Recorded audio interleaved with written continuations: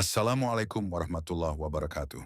Sedulur, seringkali kita merasa sudah mengenal diri sendiri sepenuhnya. Kita merasa sudah memiliki peta diri yang lengkap. Namun, pernahkah kalian merasa saat sedang berusaha memperbaiki diri atau bermeditasi, tiba-tiba pikiran kalian mentok? Muncul pikiran tentang pajak, cicilan, atau rasa benci yang tiba-tiba pada orang lain.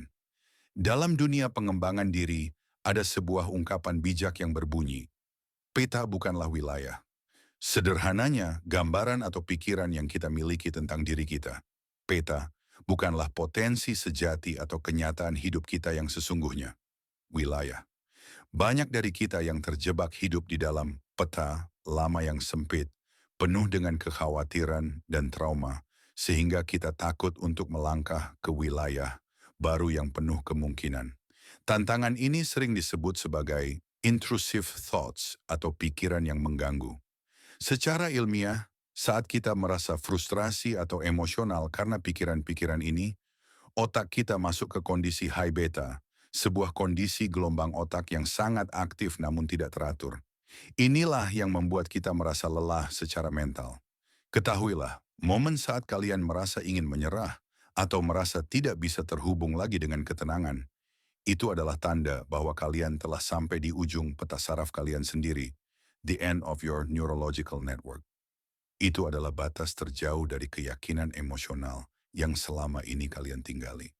Batas bertahan hidup antara yang lama dan yang tidak diketahui. Saat berada di batas ini, ego kita biasanya akan merasa terancam. Tubuh kita yang sudah terbiasa dengan pola lama akan melakukan protes. Ia lebih memilih untuk mengkhawatirkan hal-hal duniawi yang remeh daripada harus berhadapan dengan Yang Maha Kuasa atau melangkah ke dalam ketidaktahuan, the unknown. Dalam kondisi ini, otak kita biasanya masuk ke gelombang high beta, sebuah kondisi stres di mana pikiran menjadi sangat kacau dan emosional. Inilah batas bertahan hidup kita. Kita dihadapkan pada dua pilihan. Satu, kembali ke peta lama. Memilih memikirkan hal-hal membosankan yang membuat kita tetap di zona nyaman agar tidak perlu melangkah lebih jauh. Dua, melampaui batas. Percaya dan berani melangkah sedikit lebih jauh ke dalam ketidaktahuan, meskipun rasanya menakutkan. Kita seringkali tanpa sadar menggambar sosok di dalam peta pikiran kita yang seolah-olah sangat berkuasa. Dalam literasi The Red Lion, digambarkan seperti seorang murid yang memberikan seluruh energi hidupnya untuk menghidupkan sebuah patung mati melalui perhatian yang terus-menerus.